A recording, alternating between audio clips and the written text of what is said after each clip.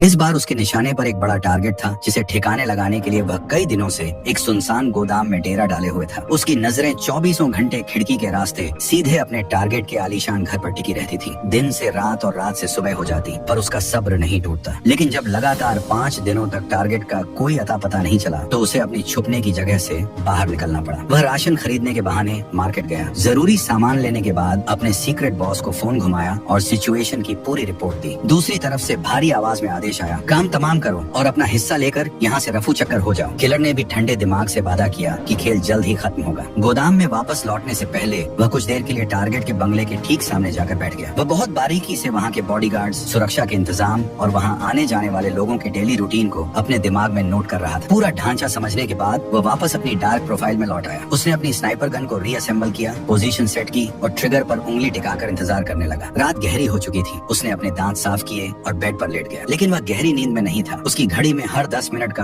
Alarm set था। Alarm बजता, वह उठता, खिड़की से दूरबीन के जरिए टारगेट के घर को चेक करता और फिर लेट जाता। आधी रात के सन्नाटे को चीरती हुई कुछ आहटें उसके कानों में पड़ी। उसने लेंस से देखा, टारगेट आखिरकार घर लौट आया था और इस बार वह अकेला नहीं था, बल्कि अपने साथ एक डांसर को लेकर आया था। किलर ने बिना 1 सेकंड गंवाए अपनी गन उठाई और टारगेट को लॉक कर दिया। बदनसीब टारगेट को इस बात का जरा भी अंदाजा नहीं था कि मौत चंद इंच की दूरी पर उसका इंतजार कर रही है। कमरे के अंदर म्यूजिक बज उठा और वह औरत टारगेट के सामने डांस करने लगी। किलर ने मन ही मन पैंतरा बदला। जैसे ही टारगेट सोफे पर आराम से बैठेगा, मैं खोपड़ी उड़ा दूंगा। निशाना बिल्कुल पक्का था। उसने सांस रोकी और ट्रिगर दबा दिया, पर ठीक उसी माइक्रो सेकंड में वह डांसर घूमते हुए अचानक टारगेट के ठीक सामने आ गई। बुलेट सीधे डांसर के सीने को पार कर गई और वह मौके पर ही ढेर हो गई। किलर ने तुरंत दूसरी गोली दागनी चाहिए, लेकिन तब तक धमाके की आवाज सुनकर बॉडीगार्ड्स अलर्ट हो चुके थे और उन्होंने फुर्ती से खिड़की के मोटे पर्दे और दरवाजे बंद कर दिए। निशाना चूक चुका था और मिशन पूरी तरह फेल हो चुका था। एक प्रोफेशनल किलर की तरह उसने पैनिक होने के बजाय तुरंत अपनी गन को पैक किया, कमरे से अपने उंगलियों के निशान और सबूत मिटाए और पुलिस के आने से पहले ही उस अंधेरे गोदाम से हवा की तरह गायब हो गया। वारदात को अंजाम देने के बाद वह एक इलेक्ट्रिक स्कूटर पर सवार होकर भागने लगा। उसने रास्ते में अपने बैग का कुछ सामान बिखेर दिया ताकि पुलिस का ध्यान भटक जाए। शहर की सीमा पार करते ही उसने उस स्कूटर को भी सड़क किनारे लावारिस छोड़ दिया और अब वह पैदल आगे बढ़ने लगा। अपनी पहचान मिटाने का सिलसिला यही नहीं रुका। चलते चलते उसने अपने सिर का हेलमेट एक गहरी नदी में विसर्जित कर दिया और तेजी से एक ग्रोसरी स्टोर के पब्लिक वॉशरूम में घुस गया। उसने फुर्ती से अपनी दाढ़ी साफ की, चेहरा बदला, कपड़े चेंज किए और जाने से पहले पूरे बाथरूम को चमका दिया ताकि उसका एक भी फिंगरप्रिंट या डीएनए का कतरा वहाँ न छूटे। इसके बाद उसने एक टैक्सी बुक की और सीधे इंटरनेशनल एयरपोर्ट का रुख किया। एयरपोर्ट के एंट्री गेट पर पहुँचने से पहले उसने अपनी सबसे वफादार साथी गन को एक सुनसान कचरे के डिब्बे के हवाले कर दिया और टिकट काउंटर की लंबी कतार में जाकर खड़ा हो गया। लाइन में खड़े खड़े अचानक उसकी रीढ़ में एक सिहरन दौड़ गई। उसने देखा कि पुलिस का एक खोजी कुत्ता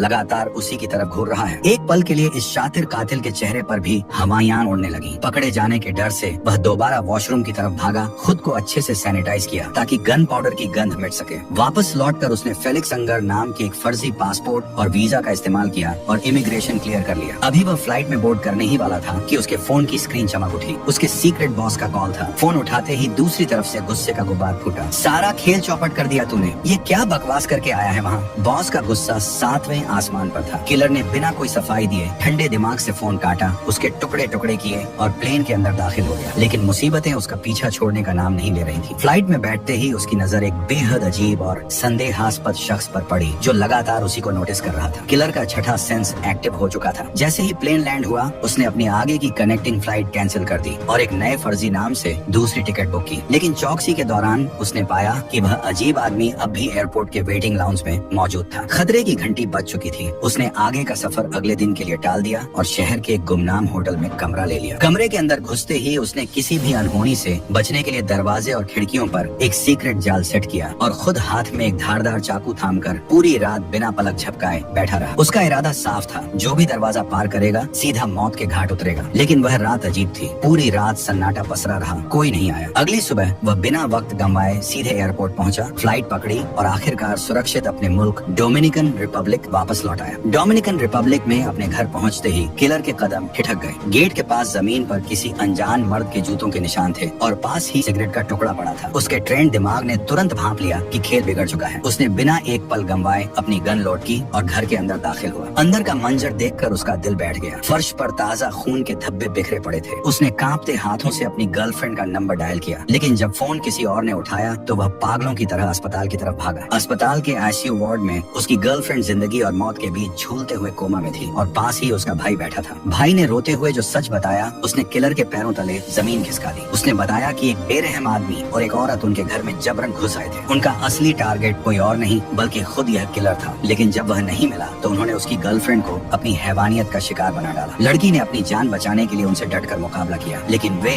उस पर भारी पड़े। अधमरी हालत में जब वह किसी तरह वहाँ से बचकर भागी तो उसने देखा कि वे दोनों हमलावर एक हरे रंग की छत वाली टैक्सी में बैठकर फरार हो गए। अपनी मोहब्बत को इस हाल में देखकर उस पत्थर दिल कातिल की आंखों में आंसू आ गए। वह पूरी रात अस्पताल के उस ठंडे कमरे में अपनी गर्लफ्रेंड का हाथ थामे बैठा रहा। देर रात जब लड़की को होश आया तो उसने रोते हुए वह खौफनाक दास्तान बयां की। वे मुझे तड़पा रहे थे, टॉर्चर कर रहे थे ताकि मैं तुम्हारे ठिकाने का राज उगल दूं। मैंने सारा दर्द सह लिया लेकिन तुम्हारा सौदा नहीं किया। उसका निस्वार्थ प्यार देखकर किलर के अंदर का शैतान जाग उठा। उसने तय कर लिया कि जिसने भी यह किया है उसकी मौत अब तय है। उसी रात वह अपने घर लौटा और फर्श के नीचे छुपाए हुए हथियारों का एक भारी भरकम संदूक बाहर निकाला। अब वह किसी को बख्शने के मूड में नहीं था। अगले दिन वह अपनी गाड़ी लेकर शहर की सड़कों पर निकल पड़ा। उसके पास उन कातिलों तक पहुंचने का सिर्फ एक ही सुराग था, वह हरे रंग की छत वाली टैक्सी। उसने पूरे शहर का कोना कोना छान मारा, हर चौराहे और गली में उस गाड़ी को तलाशा। जब सीधा रास्ता काम नहीं आया तो उसने अपनी रणनीति बदल दी। आधी रात के सन्नाटे में वह सीधे उस टैक्सी कंपनी के हेड ऑफिस में घुस गया। उसने सीधे मैनेजर के केबिन में दस्तक दी और गन पॉइंट पर उसे बंधक बना लिया। उसने ऑफिस के कंप्यूटर सिस्टम को हैक किया और उस खास रात का पूरा ट्रैवल डेटा खंगालने लगा। उसे उस टैक्सी ड्राइवर का नाम और नंबर चाहिए था जो उन दोनों हमलावरों को उसके घर से लेकर भागा था। जैसे ही स्क्रीन पर ड्राइवर की कुंडली सामने आई उसने उसकी फाइल प्रिंट की और वहाँ से हवा की तरह गायब हो गया। अगली सुबह वह टैक्सी स्टैंड के बाहर किसी शिकारी की तरह घात लगाकर बैठ गया और ड्राइवर के आने का इंतजार करने लगा। जैसे ही ड्राइवर अपनी शिफ्ट के लिए आया किलर ने एक पैसेंजर का नाटक किया और चुपके से उसकी टैक्सी की पिछली सीट पर सवार हो गया। उस ड्राइवर को अंदाजा भी नहीं था कि आज उसने अपनी गाड़ी में किसी सवारी को नहीं बल्कि साक्षात मौत को बिठाया है। गाड़ी शहर की सड़कों पर दौड़ रही थी और पीछे बैठा जल्लाद सही मौके का इंतजार कर रहा था। रास्ते में जब ड्राइवर ने कुछ पूछने के लिए पीछे मुड़कर देखा तो उसका हलक सूख गया। पीछे एक ठंडी गन की नली सीधे उसकी तरफ तनी हुई थी। ड्राइवर को लगा कि यह कोई मामूली लुटेरा है, इसलिए उसने तुरंत अपना बटुआ निकाला और किलर के आगे कर दिया। लेकिन इस कातिल को चंद रुपयों की भीख नहीं बल्कि अपने दुश्मनों का पता चाहिए था। उसने गन को ड्राइवर की खोपड़ी से सटाया और कड़कती आवाज में पूछा, उस रात उन 2 पैसेंजर्स को मेरे घर से उठाकर कहाँ छोड़ा था? अपनी जान पर बनी देख ड्राइवर का दिमाग बिजली की तरह दौड़ा और उसने डरते डरते सब सच उगलना शुरू कर दिया। उसने बताया, सर मैंने उन दोनों को एक प्राइवेट चार्टर्ड एयरपोर्ट से पिक किया था और आपके बंगले तक छोड़ा था। मैं बाहर ही गाड़ी रोककर उनका इंतजार कर रहा था। जब वे वापस आए तो दोनों लहूलुहान और घायल लग रहे थे। खास तौर पर उस आदमी के पैर में बहुत गहरी चोट लगी थी। मुझे लगा बड़े लोग हैं, एयरपोर्ट से आना जाना है, इसलिए मैंने कोई सवाल नहीं पूछा और उन्हें वापस उसी प्राइवेट एयरपोर्ट पर ड्रॉप कर दिया। मुझे मेरे पैसे मिल गए सर, मेरा इस सब से कोई लेना देना नहीं है, मुझे मत मारना। सारे सुराग मिल चुके थे। कातिल के दिमाग में अब उन दोनों दुश्मनों का पूरा रूट मैप साफ था। उसने ठंडे लहजे में ड्राइवर को आदेश दिया, गाड़ी को किसी सुनसान जगह की तरफ मोड़ो। ड्राइवर गिड़गिड़ाने लगा, सर आप जो कहेंगे मैं करूंगा, मैंने सब सच बता दिया, मुझे छोड़ दो। लेकिन प्रोफेशनल किलर कभी गवाह नहीं छोड़ते। इससे पहले कि ड्राइवर कुछ और समझ पाता किलर ने उसे मौत की नींद सुला दिया। ड्राइवर का खेल खत्म करने के बाद कातिल ने एक बार फिर अपनी पहचान बदली। एक नए जाली पासपोर्ट और टिकट के दम पर वह सीधे न्यू ऑर्लिन्स जाने वाली फ्लाइट में सवार हो गया। उसका मकसद साफ था, उन दोनों शिकारियों को ढूंढना जिन्होंने उसकी मोहब्बत को लहूलुहान किया था। न्यू ऑर्लिन्स पहुंचते ही उसने अपनी ट्रैकिंग मिटाने के लिए एक वैन किराए पर ली और अपने एक सीक्रेट स्टोरेज हाउस पहुंचा। वहां से उसने कुछ चुनिंदा हथियार, साइलेंसर और नया आईडी कार्ड निकाला। वैन की नंबर प्लेट बदलते ही वह सीधे एक कमर्शियल क्लीनिंग कंपनी सफाई एजेंसी के दफ्तर गया और खुद को बतौर सफाई कर्मचारी रजिस्टर करवा लिया। वर्दी और सफाई का जरूरी सामान लेकर वह सीधे अपनी ही एजेंसी के हेड ऑफिस यानी अपने सीक्रेट बॉस की कॉर्पोरेट बिल्डिंग के सामने जा खड़ा हुआ। अंदर घुसने के लिए सफाई वाले का भेष सबसे मुफीद था, लेकिन तभी उसे पता चला कि हाई सिक्योरिटी जोन होने की वजह से अंदर जाने के लिए डिजिटल एक्सेस पास की जरूरत थी। वह समझ गया कि जल्दबाजी में गेम बिगड़ सकता है, इसलिए वह सही मौके का इंतजार करने लगा। तभी उसकी नजर एक डिलीवरी वैन पर पड़ी जो बिल्डिंग के अंदर भारी सामान ले जा रही थी। किलर के शातिर दिमाग ने तुरंत एक पैंतरा चला। उसने कचरे का एक बड़ा कंटेनर उठाया और दरवाजे की तरफ इस तरह बढ़ने लगा। अंदर पहुंचते ही किलर ने थोड़ी देर पोंछा लगाने का नाटक किया और जैसे ही डिलीवरी बॉय वहां से हटा उसने अपनी वर्दी के नीचे छुपाया हुआ हथियार बाहर निकाल लिया। वह सीधे अपने बॉस के केबिन की तरफ बढ़ा। दरवाजा खोलते ही उसकी नजर बॉस और उसकी सेक्रेटरी पर पड़ी। बिना एक सेकंड गंवाए उसने गन तान दी और सेक्रेटरी को मजबूर किया कि वह अपने ही बॉस को कुर्सी से बांध दे। उन दोनों हथियारों के नाम और ठिकाने बताओ जिन्होंने मेरे घर पर हमला किया था। मौत को सामने देख उस शातिर बॉस की घिघी बंद गई। वह गिड़गिड़ाते हुए बोला, मेरा कसम से इस सब में कोई हाथ नहीं है। तुम जिस टारगेट को पेरिस में छोड़कर भागे थे उस क्लाइंट कस्टमर का दिमाग घूम गया है। काम अधूरा छोड़ने की वजह से वह बुरी तरह भड़का हुआ है। वे गुंडे उसी क्लाइंट ने भेजे थे। वे तुम्हें खत्म करने आए थे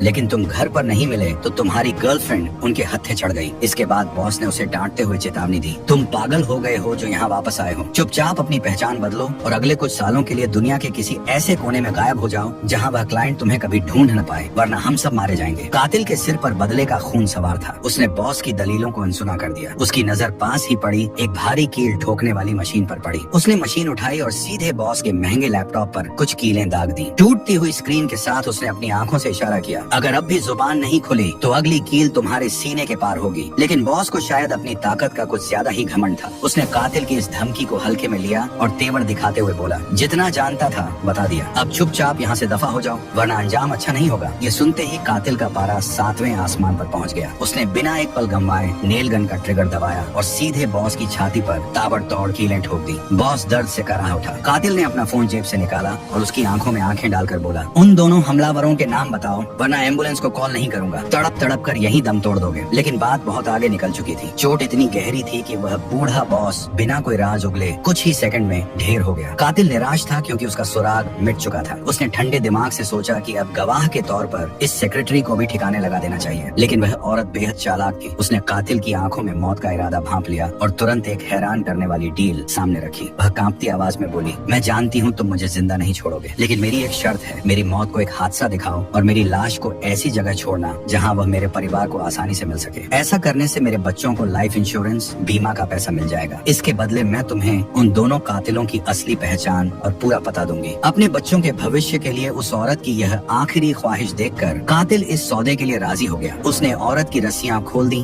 और फिलहाल के लिए उसे छोड़ दिया। इसके बाद उसने बॉस की भारी लाश को एक प्लास्टिक में लपेटा, उसे उसी कचरे के बड़े कंटेनर में डाला, दफ्तर से खून के सारे निशान साफ किए और सेक्रेटरी के घर की तरफ चल पड़ा। रास्ते में मौत को इतने करीब देखकर उस औरत की हिम्मत जवाब दे गई। वह रोते हुए अपनी जान की भीख मांगने लगी, तुम जो कहोगे मैं वो करने को तैयार हूँ, प्लीज मुझे मत मारो। लेकिन कातिल के चेहरे पर कोई भाव नहीं था। जैसे ही वे उसके घर के गैराज के पास पहुँचे, औरत ने खुद को बचाने के लिए पूरी ताकत से चीखना शुरू कर दिया ताकि कोई पड़ोसी उसकी आवाज सुन सके। लेकिन उस सुनसान इलाके में उसकी आवाज सुनने वाला कोई नहीं था। कातिल ने फुर्ती से उसे दबोचा, गैराज का दरवाजा खोला और गाड़ी को अंदर कर दिया। मौत का समय करीब देखकर औरत ने आखिरकार दोनों हमलावरों का नाम उगल दिया। साथ ही उसने अपनी दराज से एक गुप्त पोस्ट कार्ड निकाला जिस पर उस असली मास्टरमाइंड क्लाइंट का पता लिखा था जिसने इस खूनी खेल का ऑर्डर दिया था। अपना सुराग हाथ लगते ही कातिल ने अपने सौदे का आखिरी हिस्सा पूरा किया। उसने बिना कोई दर्द दिए झटके से उस औरत की गर्दन मरोड़ दी और लाश को सीढ़ियों से नीचे धक्का दे दिया ताकि पुलिस को यह महज एक घरेलू एक्सीडेंट लगे और उसके मासूम बच्चों को इंश्योरेंस के पैसे मिल सके। सेक्रेटरी के घर से निकलने के बाद कातिल सीधे अपने खुफिया स्टोरेज यूनिट पहुंचा। सबूतों को पूरी तरह मिटाने के लिए उसने अपने बॉस की लाश को वहीं जलाकर खाक कर दिया। अगली सुबह उसने एक सुनसान पुल पर जाकर उस बची खुची राख को हवा के हवाले कर दिया ताकि किसी को भनक तक न लगे। उस रात उसने किराए की वैन को अंदर बाहर से अच्छी तरह साफ किया, नकली नंबर प्लेट को ठिकाने लगाया और अगले दिन उसे रेंटल कंपनी को वापस सौंप दिया। अब उसकी राहों के सारे कांटे साफ थे और उसकी मंजिल थी फ्लोरिडा, जहां उसकी गर्लफ्रेंड को टॉर्चर करने वाले दोनों शिकारी छिपे बैठे थे। फ्लोरिडा पहुंचकर उसने अपनी रणनीति बनाई। उसने तय किया कि पहले वह उस मर्द कातिल को ठिकाने लगाएगा और फिर उस औरत की बारी आएगी। उसने पोस्ट कार्ड के पते का पीछा करते हुए उस मेल किलर के ठिकाने की रेखी शुरू की। घर के बाहर कुछ लोग एक पालतू कुत्ते के साथ वक्त बिता रहे थे। कातिल की नजरें घूमते हुए अचानक उनमें से एक शख्स पर जाकर टिक गई। वह चलने में थोड़ा लंगड़ा रहा था। यह वही पैर की चोट थी जिसका जिक्र उस टैक्सी ड्राइवर ने किया था। शिकार की पहचान हो चुकी थी। पूरा दिन वह बाज की तरह घर के बाहर मंडराता रहा। शाम ढलते ही उसने देखा कि वे लोग पास के कसीनो की तरफ निकल पड़े हैं। कातिल ने साए की तरह उनका पीछा किया और कसीनो के अंदर भी उन पर पैनी नजर रखी। रात के करीब 12 बजे वह लंगड़ाता हुआ किलर आखिरकार अकेला अपने घर लौटा। बदले का काउंटडाउन शुरू हो चुका था। कातिल दबे पांव अहाते के अंदर दाखिल हुआ, लेकिन तभी रखवाले कुत्ते ने उसे देख लिया और जोर जोर से भौंकने लगा। कातिल ने तुरंत अपनी जेब से नशीली दवा, मिला हुआ गोश्त का टुकड़ा उसकी तरफ फेंक दिया। कुछ ही पलों में कुत्ता गहरी नींद सो गया। रास्ता साफ होते ही कातिल जैसे ही घर के अंदर घुसा, अचानक अंधेरे से उस लंगड़े किलर ने उस पर जानलेवा हमला कर दिया। दरअसल वह भी एक प्रोफेशनल था और उसे अच्छी तरह अंदाजा था कि पेरिस वाला शिकारी अपना बदला लेने यहाँ जरूर आएगा। दोनों के बीच हड्डियों को तोड़ देने वाली खूनी जंग शुरू हो गई। मुक्के, लातें और जो हाथ में आया वे एक दूसरे पर वार करने लगे। कमरा अखाड़ा बन चुका था, लेकिन जब कातिल उस पर भारी पड़ने लगा और उसका गला दबोचने लगा तो लंगड़े किलर ने हार मानते देख तुरंत अपनी गन निकाल दी। जान बचाने के लिए कातिल फुर्ती से पास के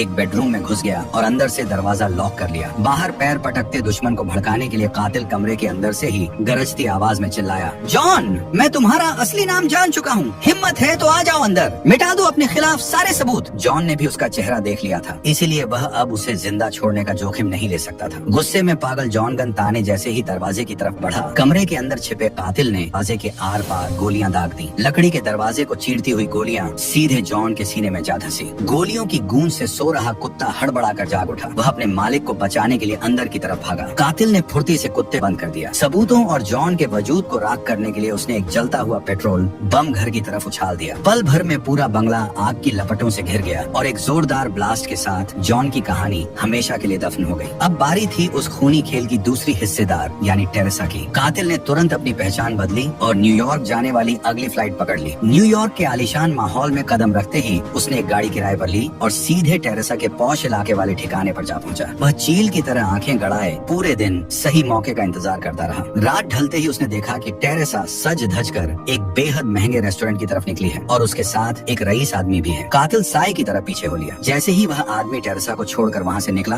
कातिल ने सीधे रेस्टोरेंट के अंदर एंट्री मारी और उसकी टेबल के सामने जाकर बैठ गया। टेरेसा ने जैसे ही उसकी ठंडी आंखों को देखा, वह भांप गई कि मौत उसके ठीक सामने टेबल पर बैठी है। घबराने के बजाय उसने वेटर को इशारा करके एक बेहद महंगी ड्रिंक ऑर्डर की और ग्लास घुमाते हुए ठंडे लहजे में पूछा, तो तुमने हमारे हैंडलर बॉस को ठिकाने लगा दिया? कातिल ने बिना कुछ बोले बस खामोशी से हाँ में अपना सिर हिला दिया। टेरेसा ने ड्रिंक की चुस्की ली और अपनी सफाई पेश करते हुए बोली, देखो मेरा तुमसे या तुम्हारी उस लड़की से कोई निजी झगड़ा नहीं था। हम सिर्फ क्लाइंट के दिए पैसों के लिए काम कर रहे थे। सच कहूँ तो मैं खुद टॉर्चर के सख्त खिलाफ थी। मेरा काम सिर्फ तुम्हें सीधे रास्ते मौत की नींद सुलाना था। पर जब तुम अपने घर पर नहीं मिले तो मेरे उस पागल साथी जॉन ने तुम्हारी गर्लफ्रेंड पर अपना गुस्सा निकाल दिया। टेरेसा की इस चिकनी चुपड़ी बातों का कातिल पर रत्ती भर भी असर नहीं हुआ। उसने अपनी जेब में गन पर हाथ टिकाया और बर्फ जैसी ठंडी आवाज में कहा, कहानी अच्छी है पर मैं तुम्हें जिंदा नहीं छोड़ूंगा। टेरेसा समझ गई कि यहाँ तमाशा करने से कोई फायदा नहीं है। वह चुपचाप उठी और कातिल के साथ रेस्टोरेंट से बाहर एक सुनसान और अंधेरे पार्क की तरफ चल दी ताकि इस खूनी खेल का आखिरी फैसला किया जा सके। पार्क की ढलान वाली सीढ़ियाँ उतरते समय अचानक टेरेसा का पैर फिसला और वह लड़खड़ा कर गिर पड़ी। उसने बेबसी का नाटक करते हुए कातिल की तरफ मदद के लिए अपना हाथ बढ़ाया, लेकिन कातिल कोई नौसिखिया नहीं था। उसने उसकी आंखों में छिपा फरेब पड़ लिया और उसकी छाती पर गोली दाग। टेरेसा की आस्तीन के अंदर एक बेहद धारदार छुरी छिपी हुई थी। अगर वह उसकी मदद के लिए हाथ बढ़ाता तो वह छुरी सीधे कातिल के गले के पार होती। एक और शिकारी का अंत हो चुका था और सीधे शिकागो जाने वाली फ्लाइट पकड़ ली। अब उसकी गन की नली सीधे उस महा मास्टरमाइंड यानी उस क्लाइंट की तरफ मुड़ने वाली थी जिसने इस पूरे खूनी तांडव की पटकथा लिखी थी। शिकागो पहुंचकर जब कातिल ने उस क्लाइंट की कुंडली खंगाली तो उसे एहसास हुआ कि यह शिकार बाकी सबसे अलग है। वह आदमी अथाह पैसे और ऊंचे रसूख वाला एक अरबपति था जिसकी सुरक्षा को भेदना नामुमकिन के बराबर था। कातिल ने हड़बड़ी दिखाने के बजाय उसके आलीशान पेंट हाउस के बाहर डेरा डाल दिया और उसकी हर हरकत पर